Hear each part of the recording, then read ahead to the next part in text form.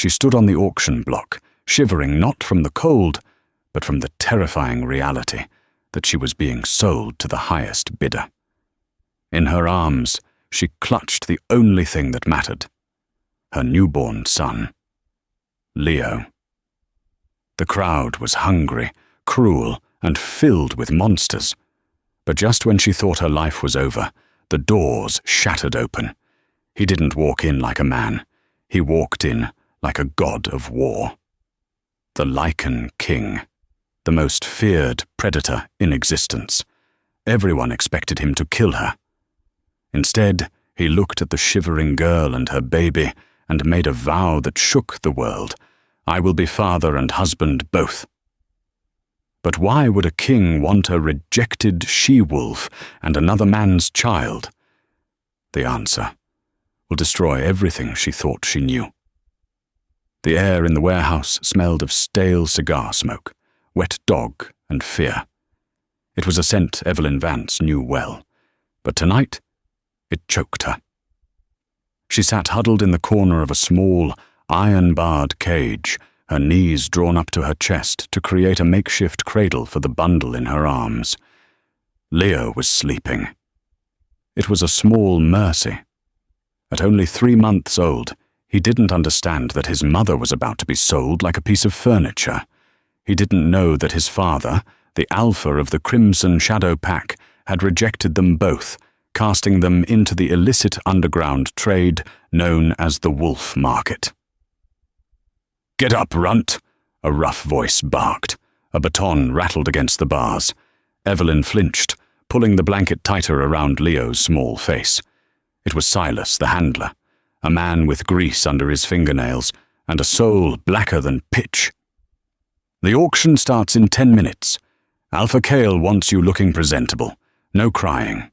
If the brat makes a sound, I'll muzzle you both." Evelyn nodded, her throat too dry to speak. She stood up on shaky legs, her cheap grey dress hanging loosely off her malnourished frame. She had been beautiful once, the daughter of a beta, with striking violet eyes and hair the colour of spun gold. Now, she looked like a ghost. As Silas unlocked the cage and dragged her toward the heavy velvet curtains leading to the stage, Evelyn whispered a prayer to the moon goddess. "Please, let whoever buys us be kind. Let them just want a servant. Don't let them separate us." The lights on the other side of the curtain were blinding. As she was shoved onto the wooden platform, the murmur of the crowd died down. Evelyn squinted against the glare. She could see the outlines of dozens of men sitting at round tables. Alphas, wealthy rogues, vampire aristocrats, the elite of the supernatural underworld. "Item number 402, the auctioneer bellowed, his voice amplified by a microphone. "A rare find, omega female, young, healthy, and—" He paused for dramatic effect, gesturing to the bundle in her arms. "Comes as a package deal, a 2-for-1 special." Laughter rippled through the room. It was a cruel, guttural sound. "Do we have to take the pup?" someone shouted from the back. "I'm looking for a bed warmer, not a babysitter." "The child stays," the auctioneer said, though his tone suggested he didn't care either way. "Seller's conditions. Start the bidding at 50,000. 50, a voice called out. A vampire with pale skin and hungry eyes. 60. An overweight alpha near the front, licking his lips as he looked at Evelyn's legs. Evelyn's heart hammered against her ribs like a trapped bird. Leo stirred, letting out a soft whimper. She rocked him frantically, terrified that Silas would make good on his threat. 75. 80. The numbers climbed, but Evelyn stopped hearing them. She was looking at the man in the front row. It was Alpha Kale, her former alpha. He was smiling. He wasn't bidding. He was just watching, enjoying the spectacle of destroying her life because she had dared to refuse his advances 2 years ago. He had waited until she was mated to another, then killed her mate and framed her for treason. This was his revenge. Going once at 100,000 to the gentleman in the red suit. This is it, Evelyn thought, tears finally spilling over. I'm going to hell. The auctioneer raised his gavel. Boom. The double doors at the back of the warehouse didn't open. They exploded inward. Wood splintered and flew across the room as a gust of freezing wind swept through the humid hall. The temperature dropped 20 degrees in a second. Every head turned. The silence that followed was heavy, suffocating. It was the silence of prey, sensing a predator that was too large to fight. A figure stepped through the debris. He was massive, standing well over 6.5 feet tall, with shoulders that spanned the width of the doorway.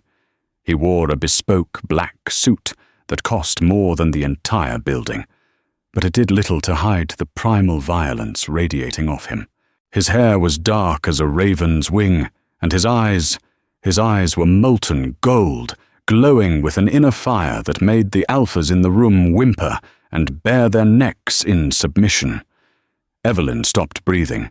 She knew who this was. Everyone did.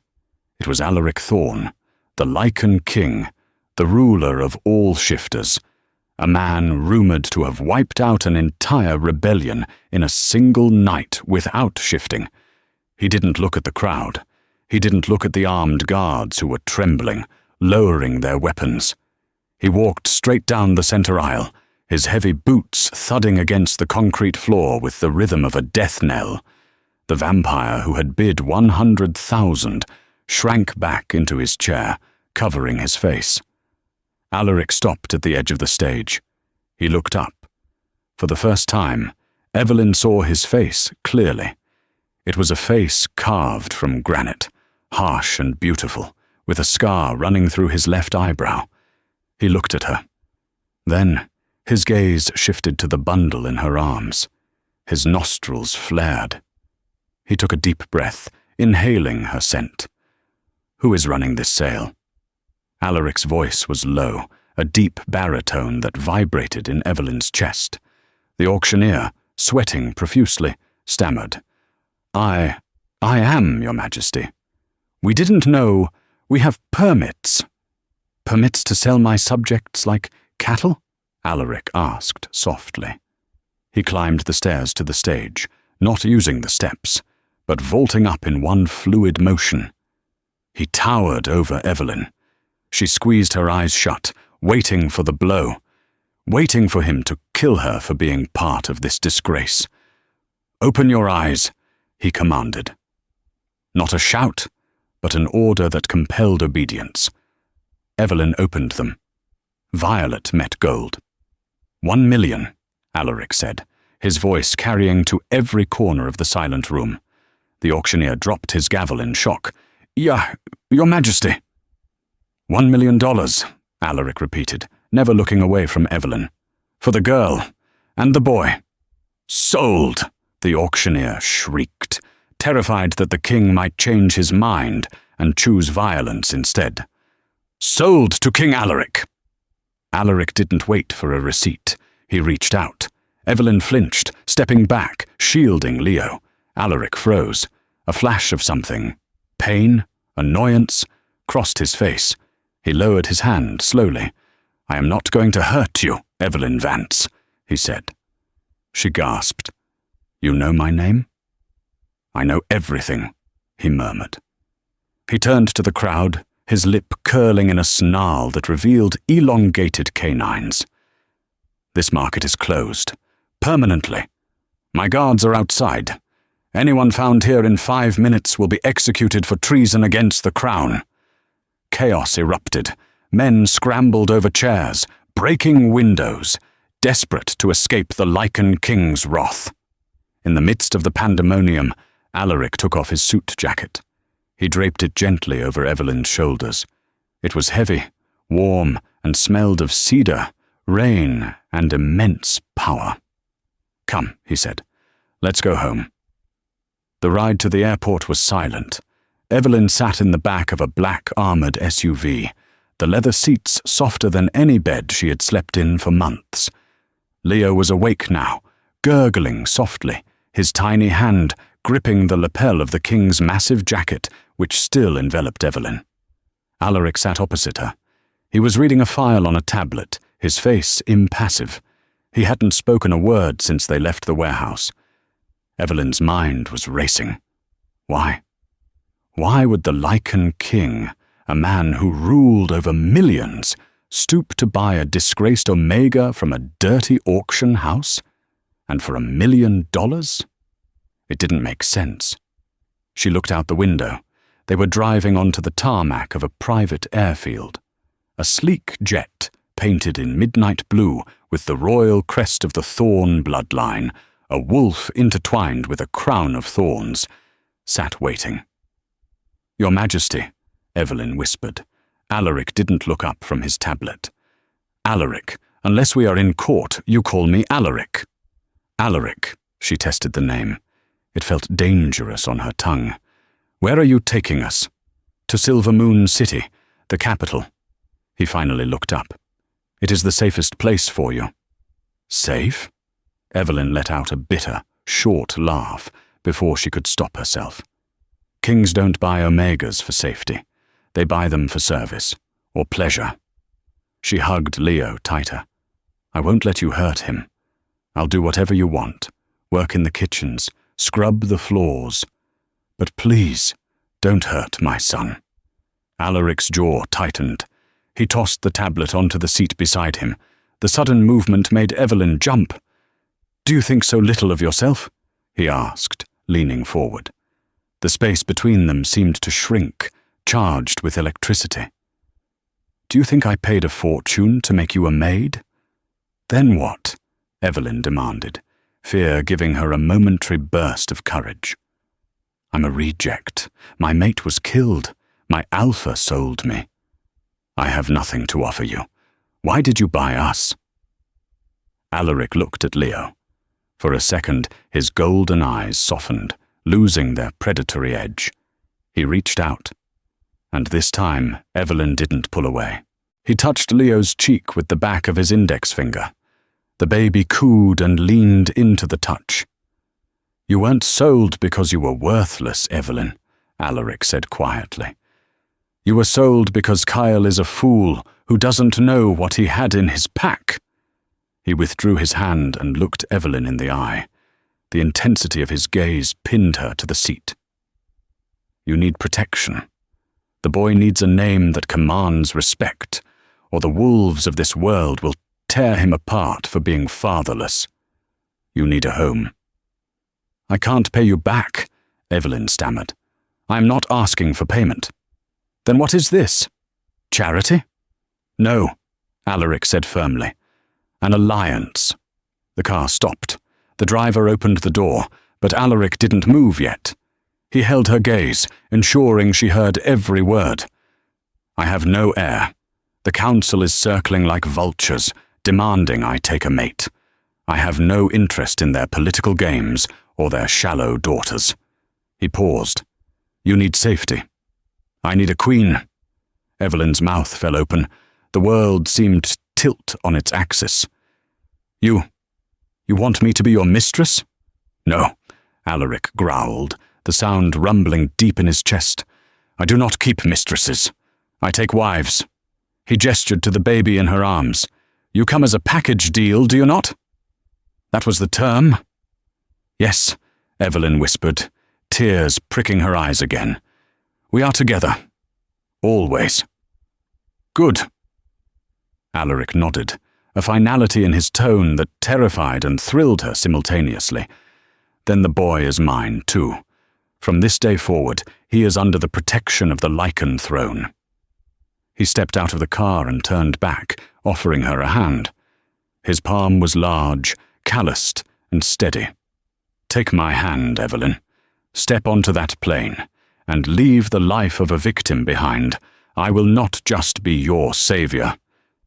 Evelyn looked at his hand, then down at Leo's innocent face. She had no choice.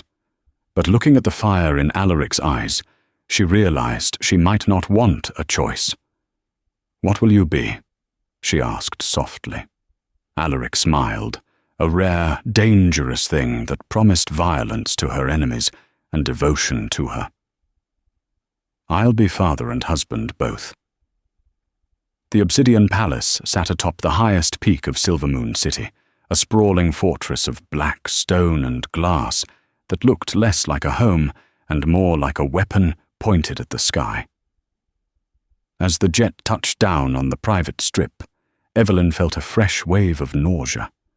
She looked down at her attire. She was still wearing the cheap grey dress from the auction house, though Alaric's suit jacket was still draped over her shoulders like a shield. "They will eat me alive," Evelyn whispered, staring out the window at the line of dignitaries waiting on the tarmac. Alaric, who had spent the rest of the flight working, closed his laptop with a snap. "Let them try. They will find you are harder to digest than you look." He stood up, buttoning his shirt cuffs. "Listen to me, Evelyn. The court is a battlefield. They respect only two things: power and lineage. You have neither. So, you must borrow mine until you find your own voice. Borrow yours? Chin up," Alaric commanded, reaching down to lift her chin with his finger. "Shoulders back. You are the future queen. Look at them as if they are bugs you are deciding whether or not to crush. If you show fear, they will tear you apart. If you show disdain, they will worship you." The cabin door opened. The cold mountain air rushed in, biting at Evelyn's exposed skin. She hoisted Leo higher on her hip. He was awake, his bright blue eyes scanning the environment with a curiosity that belied his age. As they descended the stairs, a hush fell over the waiting crowd. There were dozens of them, members of the High Council, wealthy aristocrats, and the palace guard. A tall, slender woman with hair the color of polished mahogany stepped forward. She wore a dress of emerald silk that clung to her curves, and her scent, vanilla and hemlock, was overpowering even from a distance. This was Lady Genevieve Sterling, the daughter of the Southern Alpha, the woman everyone assumed Alaric would eventually marry. "Your Majesty," Genevieve purred, dipping into a curtsy that was technically perfect, but mocked him with its exaggerated depth. She straightened, her green eyes immediately locking onto Evelyn. The look was one of pure, unadulterated loathing. "And guests. We weren't informed you were bringing back charity cases." Evelyn felt the insult like a slap. She wanted to shrink, to hide behind Alaric's massive frame. But she remembered his words. "Borrow my power." She didn't move. She stared right back at Genevieve. "Not a charity case," Alaric said, his voice cutting through the wind. He stepped to Evelyn's side, wrapping a possessive arm around her waist. The collective gasp from the crowd was audible.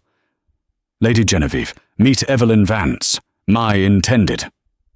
Genevieve's composure cracked. Her porcelain mask shattered, revealing the snarling wolf beneath. "Intended? A jagged, unwashed omega? Alaric, you cannot be serious. The council will never approve. The bloodline, the council serves at my pleasure," Alaric interrupted, his tone dropping to a lethal growl. "And as for the bloodline," he looked down at Leo. "The boy is part of the deal. He will be raised as a prince of the court." "A bastard pup?" An older man stepped forward. He leaned heavily on a cane topped with a silver wolf's head. It was Duke Silas Blackwood, the head of the council.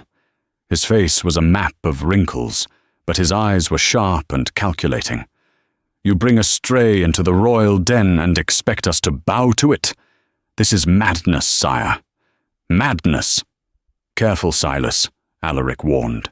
"Your tongue is loose. I might decide to remove it." Alaric guided Evelyn past them, forcing the dignitaries to part like the Red Sea. As they walked through the gauntlet of judgment, Evelyn heard the whispers. "She smells of the slave pens. Look at the brat, a mongrel. The king has lost his mind." They entered the palace, the heavy oak doors booming shut behind them, cutting off the noise of the wind and the whispers. The foyer was cavernous, lit by massive crystal chandeliers. "That went well," Evelyn murmured, her knees finally giving way. She stumbled, but Alaric caught her effortlessly. "Better than expected." "No one died," Alaric said dryly. He turned to a stern-looking woman in a housekeeper's uniform who was waiting by the stairs. "Mrs. Gable, take Evelyn to the Queen's suite, prepare a bath, burn these clothes, and get a wet nurse for the boy if Evelyn needs rest." "I feed him myself," Evelyn said quickly, clutching Leo. Alaric nodded. "As you wish. Dinner is at 8, formal dress. Mrs. Gable will provide everything." He turned to leave, heading toward his study. "Alaric," Evelyn called out. He stopped. "Why?" she asked, her voice trembling. "Why did you tell them I'm your intended? We just met. You could have just said I was a ward." Alaric turned slowly, the golden fire in his eyes dimmed to a warm ember. "A ward is a victim. An intended is a target, yes, but a target with protection. If they think you are mine, they will hesitate to strike. If they think you are nothing, you would be dead by morning." He looked at the baby. "Besides," he added, his voice unreadable, "I do not lie to my counsel. If we are to do this, we do it properly. Tonight, we dine. Tomorrow, we wed." The wedding was not the fairy tale Evelyn had once dreamed of as a little girl. There were no flowers, no music, and no guests throwing rice. It was a war council disguised as a ceremony. It took place in the Hall of Ancestors, a circular stone chamber deep beneath the palace. The walls were lined with the skulls of the past Lycan Kings, their hollow sockets watching the proceedings. The air was cold and smelled of iron and ancient magic. Evelyn wore a dress of white silk, heavy with embroidery of silver threads. It was beautiful, but it felt like armor. Leo was in the arms of Mrs. Gable, standing off to the side. The council of elders stood in a circle around them, wearing crimson robes. Duke Silas Blackwood held the ceremonial dagger, his face sour. "This is highly irregular," Silas muttered for the 10th time. "No courtship, no vetting, and an omega. It insults the goddess." "Proceed, Silas," Alaric commanded. He stood shirtless, his torso a tapestry of scars from 100 battles. He looked like a pagan god, terrifying and magnificent. Evelyn stood opposite him, her hands shaking. She had to bite her lip to keep from crying. "I am doing this for Leo," she repeated mentally. "For Leo." Silas sighed and raised the dagger. "Do you, Alaric Thorn, King of Lycans, take this wolf to be your mate, to share your kill, your bed, and your soul?" "I do," Alaric rumbled. "And do you, Evelyn Vance?" Silas paused, looking at her with disdain. "Accept the burden of the crown?" "I do," Evelyn whispered. "Then the blood must speak." Silas stepped forward. He sliced Alaric's palm, then Evelyn's. Alaric reached out and clasped her hand. The moment their skin touched, a shockwave hit Evelyn. It wasn't just pain, it was a rush of raw power. She gasped as Alaric's energy flooded her veins. It felt like drinking liquid sunshine. For a second, her vision went white.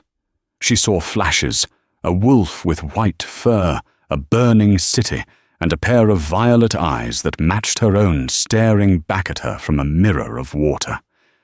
She stumbled, but Alaric held her grip tight. "Breathe," he commanded softly, his voice echoing in her mind through the mind link. It was the first time their minds had touched. His mental voice was deep and shielding. "The bond is sealed," Silas announced, though he looked disappointed that Evelyn hadn't fainted or died from the sheer pressure of the king's aura. "Now, the child." The room went deadly silent. This was the dangerous part. Alaric turned to Mrs. Gable and took Leo. The baby was sleeping, wrapped in a blanket of royal blue. "I, Alaric Thorn, claim this child as my own," Alaric recited the ancient rites. "I give him my name, my protection, and my right of vengeance. Let no wolf touch a hair on his head, lest they wish to war with me." "Words are wind," Lady Genevieve's father, a brutish alpha named Lord Stirling, shouted from the circle. "Adopting a stray does not make him royal. The blood must be tested. If he is to be a prince, we must know if his blood is compatible with the throne's magic. If the ancestral magic rejects him, he cannot be heir." Alaric's eyes flashed dangerous gold. "He is a baby, Stirling. The ritual of judgment can kill an infant. If he is weak, he deserves to die," Stirling spat. "We will not bow to a weakling." "Do it," Evelyn said. Everyone turned to her. Her voice was shaking, but her chin was high. "Do it," she repeated, stepping next to Alaric. "Test him. My son is not weak." Alaric looked at her, surprise registering on his face. He saw the fierce determination in her violet eyes. He nodded slowly. "Bring the chalice." Silas brought forward a heavy gold cup filled with clear water from the moon spring. "A drop of the king's blood, a drop of the mother's, a drop of the child's," Silas instructed. "If the water turns black, the child is rejected. If it turns red, he's accepted as a common wolf. If it turns gold, he's of royal potential." Alaric squeezed his cut hand, letting a drop of rich crimson blood fall into the water. It swirled, turning the water a faint pink. Evelyn did the same.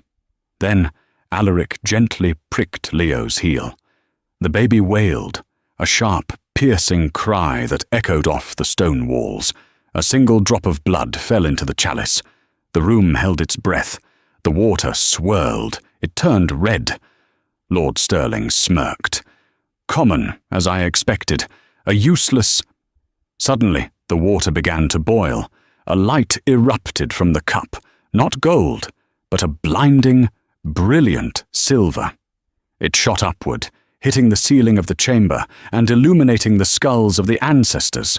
The skulls seemed to hum in response, a low vibration that shook the floor. The water in the cup didn't just change color, it transmuted.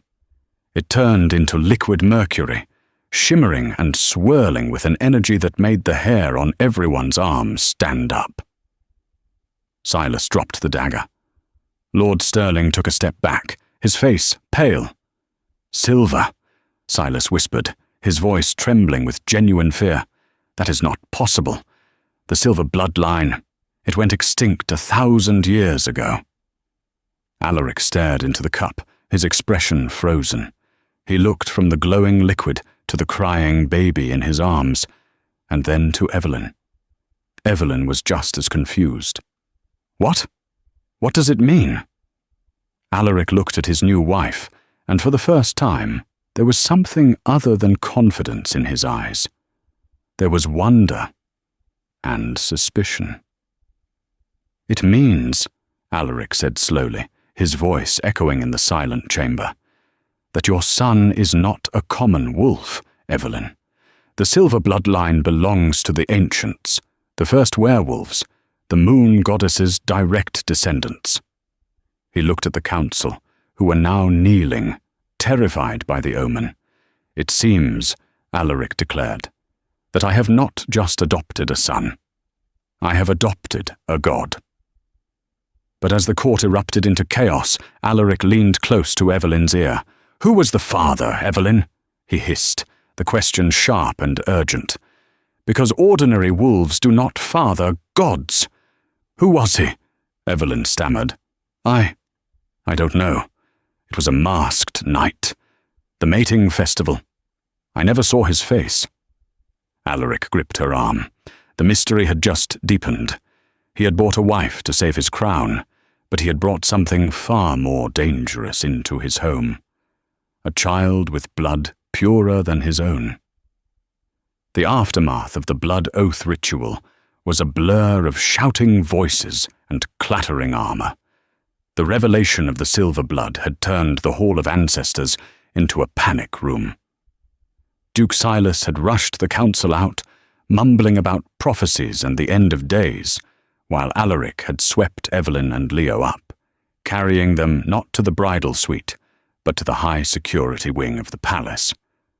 Now, 3 hours later, the obsidian palace was in lockdown. Heavy iron shutters covered every window. The royal guard, wolves in full combat gear, patrolled every corridor.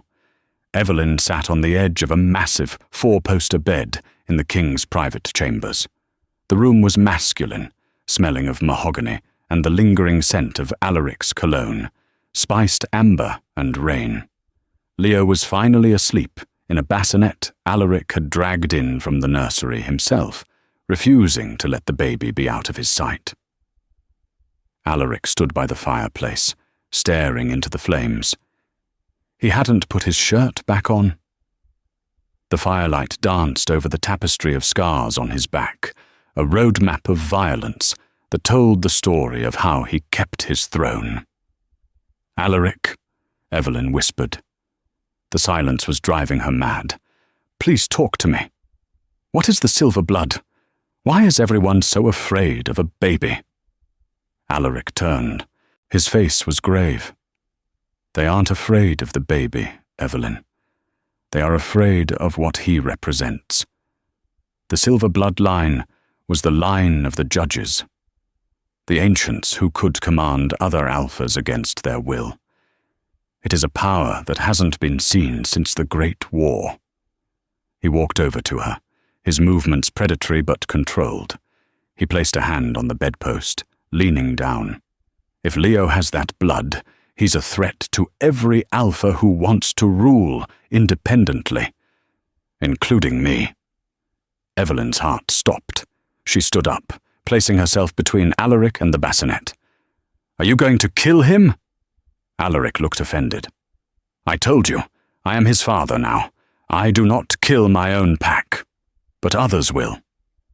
He reached out, his hand hovering near her cheek. "You said you didn't know the father. Think, Evelyn. The mating festival. Who did you dance with? Who did you touch?" "I told you," she cried, frustration bubbling up. "I was an Omega servant. I was serving drinks. Someone slipped me something. I woke up in the woods the next morning alone. I never saw his face. He wore a mask, a silver wolf mask." Alaric's eyes narrowed. "A silver mask." Crash!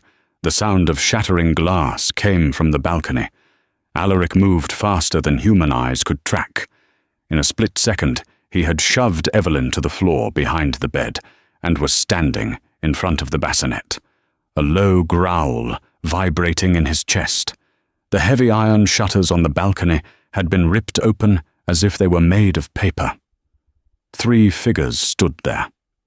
They were dressed in tight, black tactical gear, their faces covered by smooth, featureless masks. They held curved daggers that glowed with a sickly green light, poisoned silver. "Assassins!" Alaric snarled. "Inside my own palace! Genevieve is bolder than I thought." "We are not here for you, King," the lead assassin hissed. His voice sounded distorted, mechanical. "Give us the abomination. The silver child must not rise." "Over my dead body!" Alaric roared. He didn't shift. He didn't need to. He lunged forward, catching the first assassin by the throat. The momentum carried them both into the stone wall with a sickening crunch. The assassin went limp instantly. The other 2 moved in perfect synchronization, diving toward the bassinet. "Evelyn, stay down!" Alaric shouted.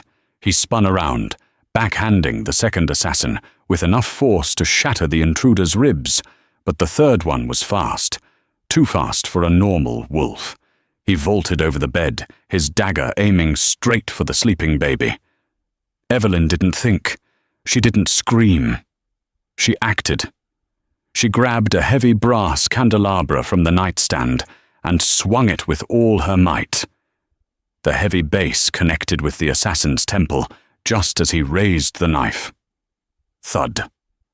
The assassin stumbled, stunned. It gave Alaric the second he needed. He was there instantly, grabbing the assassin's arm and twisting it until the bone snapped. He threw the intruder across the room. Silence returned, broken only by Leo's startled crying. Alaric stood in the center of the carnage, chest heaving, his claws extended.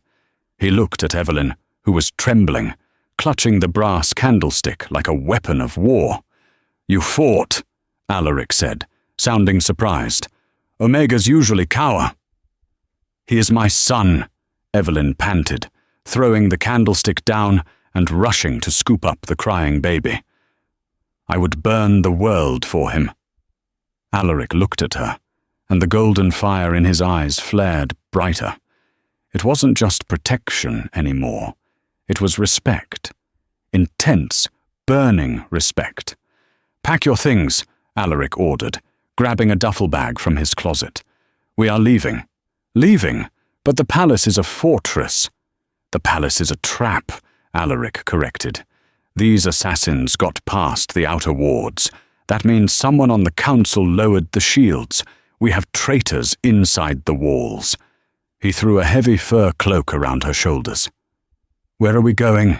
Evelyn asked, following him toward a secret panel in the wall. "To the one place they won't look. A hunting cabin in the northern wilds. It's off the grid, no magic, no technology." He opened the secret door, revealing a dark stone staircase spiraling down. He paused and looked at her, his expression softening. "I promise to be husband and father, Evelyn. Tonight, I earn that title." The drive north took 6 hours in a nondescript truck Alaric kept for emergencies. They left the paved roads behind, driving deep into the dense, snow-covered forests of the Lycan territory. By the time they reached the cabin, a blizzard was setting in, masking their tracks. The cabin was rustic but sturdy, built of thick logs with a stone chimney. Inside, it was freezing. "Stay here with Leo," Alaric commanded, ushering them onto the couch. "I'll get the fire going." Evelyn watched him. He was still shirtless, having fled the palace before dressing. He moved with efficiency, chopping wood and lighting the hearth. As the flames caught, casting a warm orange glow over the room, the tension of the escape finally began to ebb. Alaric turned to face her. "Are you injured?" "No," Evelyn said softly. She looked down at Leo, who was sleeping peacefully again, unaware that men had tried to murder him hours ago. Alaric, those men, they called him an abomination. "They are fanatics," Alaric said, sitting on the coffee table in front of her. He was close enough that she could feel the heat radiating from his skin. "There is a cult, the Red Fang. They believe the silver blood brings the apocalypse. They have hunted the bloodline to extinction, or so we thought. And now they will hunt us," Evelyn realized with a shudder. "I dragged you into this. I'm sorry. You should have left us at the auction." "Stop," Alaric growled. He reached out, taking her hands. His palms were rough, warm, and engulfing. "Do not apologize for existing. Do not apologize for your son." He looked deep into her eyes. "Evelyn, back in the room, you saved him. You didn't wait for me to save you. You possess a fire that most alphas lack." Evelyn blushed, looking away. "I was terrified. Fear is natural. Action in the face of fear is courage." He squeezed her hands. The atmosphere in the small cabin shifted. Outside, the wind howled, but inside it was intimate. They were no longer king and subject. They were a man and a woman, hiding from the world. "You need to sleep," Alaric said gently. "I will take the first watch." "I can't sleep," Evelyn admitted. "Every time I close my eyes, I see that knife." Alaric hesitated. Then he moved to the couch, sitting beside her. He extended his arm. "Come here." Evelyn stiffened for a moment, then leaned into him. He wrapped his arm around her, pulling her against his hard chest. The contact was electric. She could hear his heart beating, slow, steady, powerful. It was the most soothing sound she had ever heard. "I will not let them touch you," Alaric murmured into her hair. "I swear it on my wolf." Evelyn closed her eyes, exhausted. "Alaric? Man? Why did you really buy me? You could have bought any woman to be a fake wife." Alaric was silent for a long time. Evelyn thought he wasn't going to answer. "Because," he finally said, his voice rough, "when I walked into that auction house, my wolf didn't just see a victim. He saw his mate." Evelyn's eyes flew open. She pulled back to look at him. "Mate? But we didn't feel the spark. The bond didn't snap into place." "Because you were suppressing your wolf," Alaric explained. "You were terrified, starved, and broken. The bond needs 2 healthy wolves to snap, but I felt it. A pull, a gravity. I bought you because if any other man had touched you, I would have torn the building down." Evelyn was stunned. The Lycan King? Her fated mate? "But you rejected me," she whispered. "In the car. You said it was an alliance." "I didn't want to force you," Alaric said, his golden eyes searching hers. "I wanted you to choose me. Not because of fate, but because you trusted me." Evelyn's heart swelled. She reached up, tracing the scar on his eyebrow. "I do trust you, Alaric." He leaned in. His breath brushed her lips. "Evelyn." Just as their lips were about to touch, a strange sound filled the room. A humming noise. They pulled apart, looking toward the makeshift crib near the fire. Leo was awake. He was giggling, and floating above his crib, spinning slowly in the air, were 3 wooden logs from the firewood pile. They weren't being thrown. They were orbiting the baby like planets around a sun. Leo's eyes weren't blue anymore. They were glowing a brilliant, blinding silver. Alaric stood up slowly, awe written all over his face. "By the goddess!" "He's doing that?" Evelyn gasped. "He's 3 months old." "The silver blood," Alaric whispered. "It's not just ancestry, it's raw magic. Evelyn, he isn't just a wolf. He is a sorcerer wolf, the first in 1,000 years." Alaric walked over, careful not to disturb the floating logs. He looked at Leo. The baby clapped his hands, and the logs gently lowered back to the floor. The glow in his eyes faded back to baby blue. "He just shielded himself," Alaric analyzed. "He sensed my heightened emotion when I leaned in to kiss you, thought it was a threat, and activated a defense." He turned to Evelyn, his expression grim again. "If the Red Fang knows he can do this, they won't just send assassins, they will send an army." "Then what do we do?" Evelyn asked, clutching his arm. Alaric went to the window, peering out into the blizzard. "We stop running. If they want a war, we give them a war. But first, we need allies. We need to find the one person who knows the truth about the silver blood." "Who?" "The Witch of the Whispering Woods. She was exiled years ago for dark magic. But she is the only one who can teach Leo to control this, before he accidentally brings the mountain down on top of us." Alaric grabbed his coat. "Get some rest, Evelyn. At dawn, we hunt a witch." Here is the dramatic finale of the story, including the major twists, the battle, and the YouTube-specific conclusion. The Whispering Woods lived up to their name. Even the snow seemed to hiss as it hit the ground. Alaric drove the truck as far as the terrain allowed before they had to continue on foot. He carried Leo in a chest carrier, strapped to his body, keeping the baby warm against his own supernatural heat, while he held Evelyn's hand to guide her through the knee-deep drifts. "We are close," Alaric rumbled, his eyes scanning the tree line. "Morrigan doesn't like visitors. Stay behind me." They reached a clearing dominated by a massive, twisted oak tree.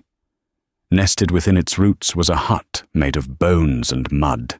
Green smoke curled from the chimney. Before Alaric could knock, the door creaked open.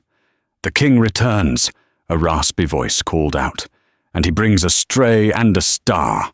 An old woman stepped out. She was hunched, her skin like parchment, but her eyes were sharp and violet, the same shade as Evelyn's. Evelyn gasped. "She looks like you?" Morrigan cackled. "We are all distant kin, girl. The Omega bloodline runs deep. Come in. The cold offends me." Inside, the hut smelled of dried sage and ozone. Morrigan wasted no time. She waddled over to Alaric and peered at Leo, who stared back with wide, curious eyes. "So," Morrigan whispered, touching Leo's forehead with a crooked finger, "the silver spark has returned. The council must be wetting their robes in terror." "We need to know how to bind his power," Alaric said urgently. "He is lifting furniture. Soon he will bring down the roof." "Binding?" Morrigan spat. "You cannot bind a hurricane, Alaric. You teach it to blow in the right direction."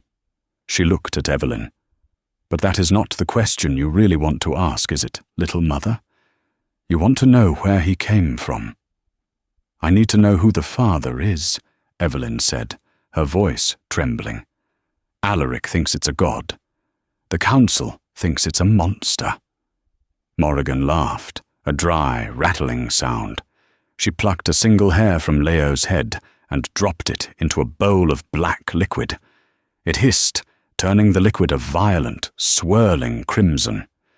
"Not a god," Morrigan murmured, "but close, and definitely a monster." She looked up at Alaric, her expression grim. "You'll recognize that scent, King Alaric. Smell the bowl?" Alaric leaned down. He inhaled. Instantly he recoiled, his face draining of color. He staggered back, hitting the wall of the hut. "No," Alaric whispered, horror in his voice. "That's impossible. He's dead. I killed him myself." "Who?" Evelyn demanded, stepping forward. "Alaric, who is it?" Alaric looked at her, his eyes filled with a pain so deep it broke her heart. "Damon," he choked out. "My older brother." Evelyn was confused. "The Mad Prince. The history books say he died 10 years ago." "I executed him," Alaric confessed, the shame heavy in his voice. "He had the silver gene, but it drove him mad. He slaughtered a village for sport. I challenged him, slit his throat, and threw him into the abyss. He cannot be alive. The abyss has many exits for those willing to crawl through hell," Morrigan said softly. "Damon lives. He was the masked wolf at the festival. He sought out an Omega to breed, hoping to create an heir stronger than himself, an heir to retake the throne." Evelyn felt sick. Her son, Leo, was the son of the greatest villain in Lycan history. She looked at the baby, who was happily chewing on his fist. "Does this make him evil?" Evelyn whispered, tears streaming down her face. "Is he destined to be like his father?" Alaric straightened up. The horror in his face was replaced by a fierce, burning resolve. He walked over to Evelyn and placed his hands on her shoulders. "No," Alaric vowed. "Blood is biology. Character is choice. Damon may have sired him, but I am his father. I will raise him. I will teach him honor. And if Damon ever comes for him..." Alaric's claws extended, digging into the wood of the floor. "I will kill my brother again. And this time, I will make sure he stays dead." Boom! The roof of the hut exploded. Splinters and thatch rained down. Alaric threw his body over Evelyn and Leo as a shockwave leveled the walls of the witch's home. "They found us!" Alaric roared, shoving the debris aside. Outside, the snow was black with figures. The Red Fang army. Hundreds of rogue wolves, mercenaries, and traitors. And standing at the front, flanked by Alpha Kale and Lady Genevieve, was a figure in a silver mask. The figure stepped forward, removing the mask. His face was a twisted mirror of Alaric's, scarred, pale, and smiling with madness. "Hello, little brother," Damon Thorne sneered. I believe you have something of mine." "Damon," Alaric growled, stepping out of the ruins, pushing Evelyn behind him. "You should have stayed in hell." "And miss the family reunion?" Damon laughed. He pointed a jagged sword at Evelyn. "Give me the boy, Alaric. He is the weapon I need to burn this kingdom to ash. Give him to me, and I will let your little pet Omega live." "Over my dead body," Evelyn shouted, surprising everyone. She stood beside Alaric, not behind him. "As you wish," Damon shrugged. "Kill them all." The army charged. "Protect Leo," Alaric commanded. Then the king shifted. For the first time, Evelyn saw Alaric's true form. He didn't just turn into a wolf, he erupted. A massive golden Lycan, standing 9 feet tall at the shoulder, burst forth. His fur shone like metallic gold. His teeth were the size of daggers. Alaric roared, a sound that shook the snow from the trees, and charged into the army. It was a massacre. Alaric was a whirlwind of golden death. He tore through the Red Fang soldiers like they were made of paper. Limbs flew, snow turned red, and the air filled with the wet sounds of tearing flesh. But there were too many of them. Kyle and Genevieve flanked Evelyn. Evelyn pulled a silver dagger Alaric had given her from her boot. As Kyle lunged, she dropped to her knees and slashed upward, catching him in the thigh. He howled, but Genevieve backhanded her, sending Evelyn flying into the snow. Leo tumbled from her arms, landing in a soft drift a few feet away. "No!" Evelyn screamed, scrambling to reach him. Damon walked casually toward the crying baby. He raised his sword. "Disappointing! He cries like a weakling." "Get away from him."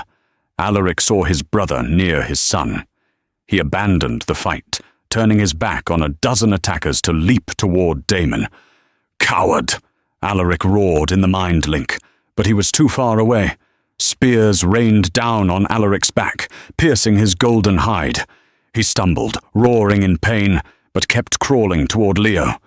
Damon grinned and brought the sword down. Time stopped. Leo stopped crying. He looked up at the descending blade. His blue eyes flashed that blinding, impossible silver.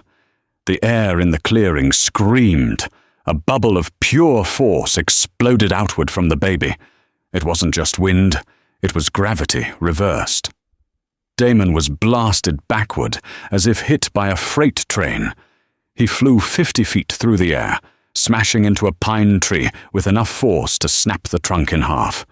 The shockwave continued, knocking Genevieve unconscious and flattening the Red Fang soldiers.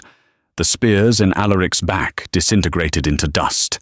Leo floated up from the snow, surrounded by a swirling vortex of silver light. He looked at Alaric, his wounded, bleeding father. The baby reached out a tiny hand. A pulse of warm, healing light shot from his fingertips, washing over the golden wolf. Alaric's wounds closed instantly. The pain vanished. Alaric shifted back to human form, naked but uninjured. He looked at his son in awe. "That's my boy," Alaric whispered. Damon groaned, trying to stand up from the wreckage of the tree. He was broken, bleeding, defeated by an infant. Alaric walked over to him. He didn't hesitate this time. He didn't offer mercy. He grabbed Damon by the throat and lifted him off the ground. "You said he was a weapon," Alaric hissed into his brother's ear. "You were wrong. He is a king." With a sickening crunch, Alaric ended the threat of the Mad Prince forever. Silence fell over the clearing. The surviving Red Fang soldiers dropped their weapons, kneeling in the snow, terrified by the display of power from both the father and the son. Evelyn ran to them. She grabbed Leo from the air as he gently floated down, hugging him so tight she thought she might burst. Then she threw her arm around Alaric. "It's over," she sobbed. Alaric wrapped his massive arms around both of them. He kissed Evelyn's forehead, then Leo's. "Yes," he said, looking at the kneeling army. "The war is over. The reign of the Silver Wolf begins." 3 months later. The obsidian palace was transformed. The dark drapes were gone, replaced by light silks. The mood was no longer one of fear, but of celebration. The coronation hall was packed, not just with wolves, but with representatives from all factions who had come to swear fealty to the new regime. Evelyn sat on a throne of carved ivory, wearing a gown of royal purple. She looked out at the crowd, her head held high. She was no longer the shivering girl on the auction block. She was the queen. Beside her sat Alaric. He looked regal, dangerous, and utterly content. And in Alaric's lap sat Leo. The baby was chewing on a silver rattle, blissfully unaware that he was the most powerful creature on the planet. Duke Silas stepped forward, holding the heavy crown of thorns. "Long live King Alaric!" Silas bellowed. "Long live Queen Evelyn! Long live Prince Leo!" The cheer was deafening.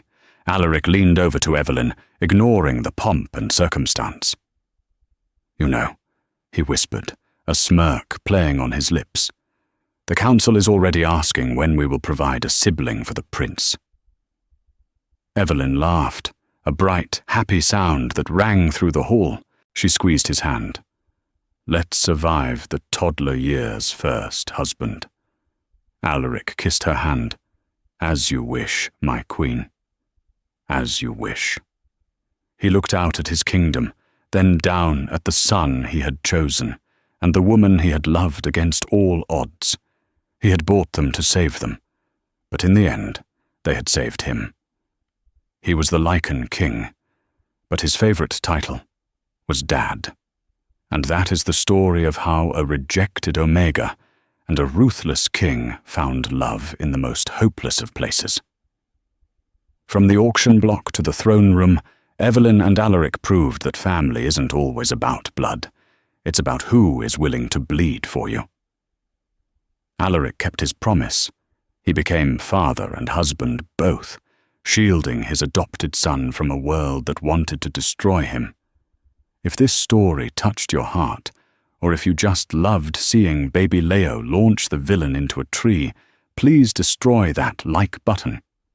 It helps us bring more stories to life. What did you think of the twist about Leo's real father? Do you think Leo will grow up to be a good king, or will the madness come back? Let me know your theories in the comments below. Don't forget to subscribe and ring the bell so you never miss a new romance story.